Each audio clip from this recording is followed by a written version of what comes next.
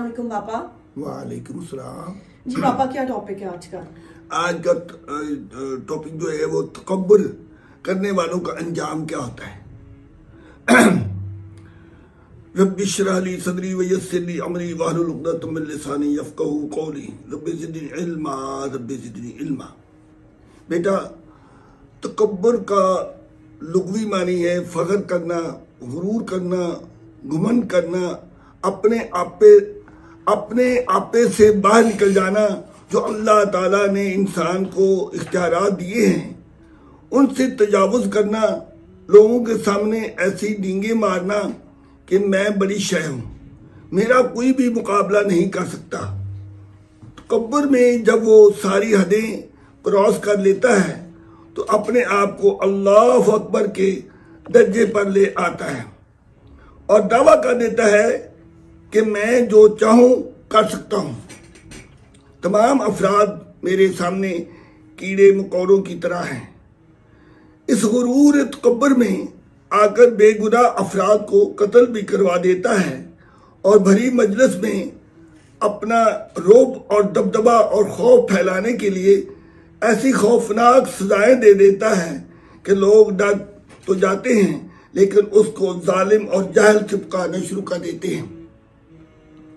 बददुआएं शुरू हो जाती हैं, अल्लाह ताला के फैसले का इंतज़ार शुरू हो जाता है, जिल्लत और रिसवाई उसका मुकद्दर बन जाती है।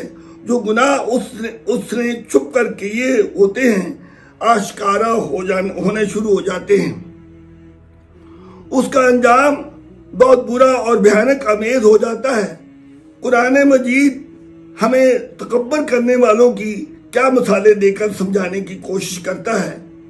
सूरत अल-आराफ में तकब्बुर वालों के बारे में यूं जिक्र किया जाता है कि बेशक वो लोग जिन्होंने झुटलाया हमारी आयात को और तकब्बुर किया उनसे नहीं खोले जाएंगे आसमान के दरवाजे और ना दाखिल होंगे जन्नत में, यहाँ तक कि घुस जाए ऊंट सुई के नाके में। इसी तरह हम बदला देते हैं मुजरिमों को, उनका ही जहन्नम का बिछौना होगा, उनके ऊपर उसी का ओढ़ना होगा।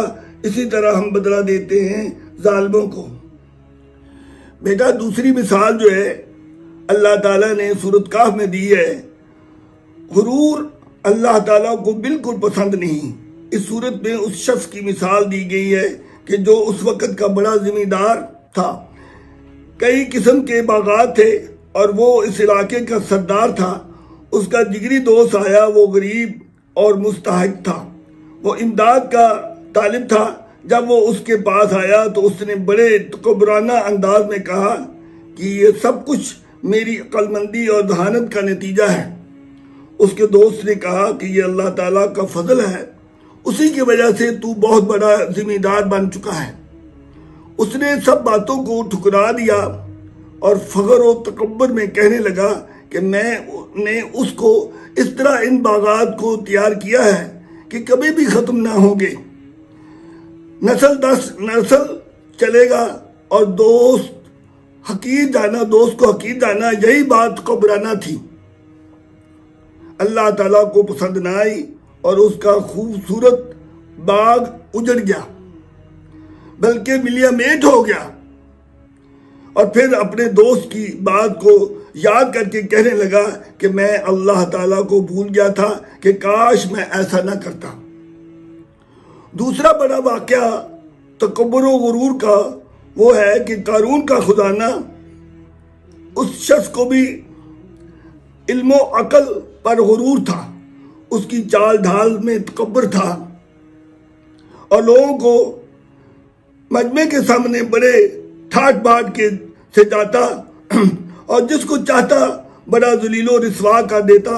अगर कोई बोलने की जुर्रत करता तो उसको ख़त्म करवा देता, उनकी जायदाद पर गासबाना कब्जा कर लेता, किसी को जुर्रत ना होती।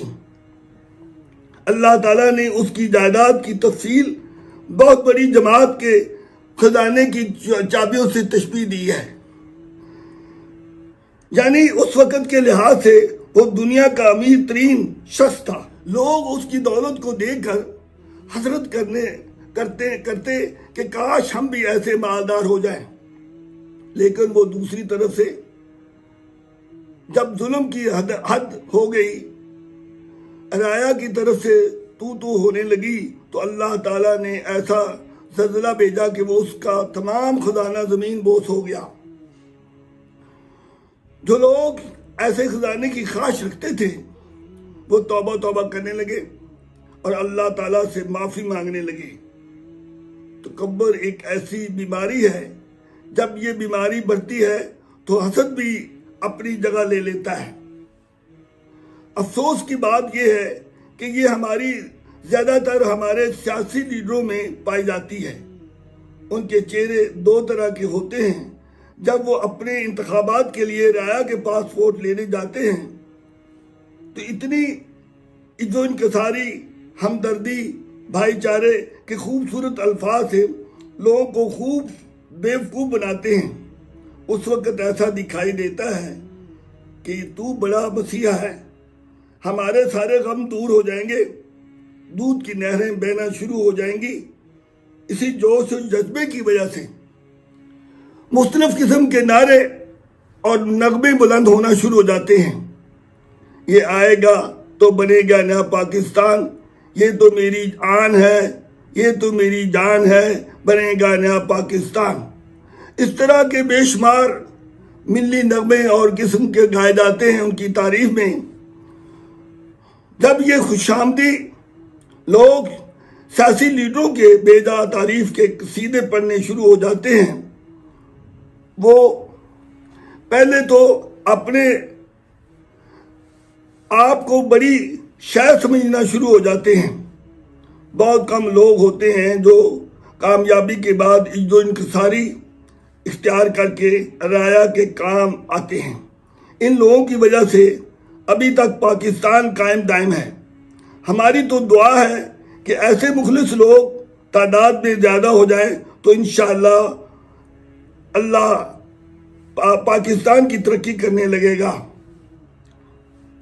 تکبر کی خطرناک بات یہ ہے کہ سب سے اعلیٰ رتبہ رکھنے والا شخص دنیا کے سامنے اپنے آپ کو نیک اور پارسا ہونے کا چیلنج کر بیٹھتا ہے۔ یہ اللہ تعالیٰ کو ناپسند ہے۔ سمجھو کہ اس کا زوال شروع ہو جاتا ہے، جس کا اسے احساس بھی نہیں ہوتا۔ اسلامی تاریخ سے علم ہوتا ہے کہ کہاں گیا شہنشاہ اکبر اعظم، جس کے لیے صدا بلند ہوتی تھی کہ تشریف لا رہے ہیں ذل سبحانی شہنشاہ معظم اکبر اعظم۔ تمام درباری لوگ رکوع میں جا کر سلام پیش کرتے، آنکھ اٹھا کر بات کرنے کی جرت نہیں ہوتی تھی۔ اگر کوئی غلطی سے کر بیٹھتا تو رعایا کے سامنے ٹکڑے ٹکڑے کر کے پھینک دیا جاتا۔ حکومت اور زندگی ختم ہونے کے بعد کون تعریف کرتا ہے ان لوگوں کی؟ جو جواب میں ملتا ہے نفی کوئی بھی نہیں۔ اصلی حقیقت تو یہ ہے۔ کہاں گیا جنرل مشرف جو کہ مکہ لہرا کر فخریہ بات کرتا، سب کچھ کو چیلنج کرتا اور کہتا کہ میرے مقابلہ کا کوئی شخص ہے تو لاؤ، کسی کو جرت نہیں ہوتی تھی۔ اب کوئی بھی اچھے نام سے یاد کرتا ہے۔ ان مثالوں سے ہمیں سبق سیکھنا چاہیے۔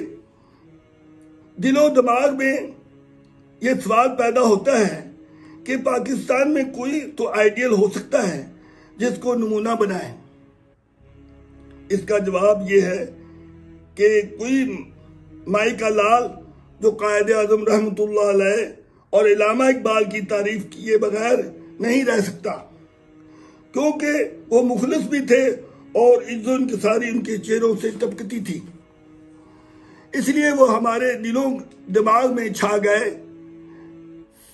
اب ہم سب کو ایسے آئیڈیل شخص کی اشد ضرورت ہے جس کے لیے دعا اور دعا بھی کرنی چاہیے۔ اللہ تعالی ہمیں ایسے نیک آئیڈیل شخص کی ضرورت کو پورا کرے اور ہمارے پاکستان کی ترقی کے لیے وہ اچھا ثابت ہو۔ آمین۔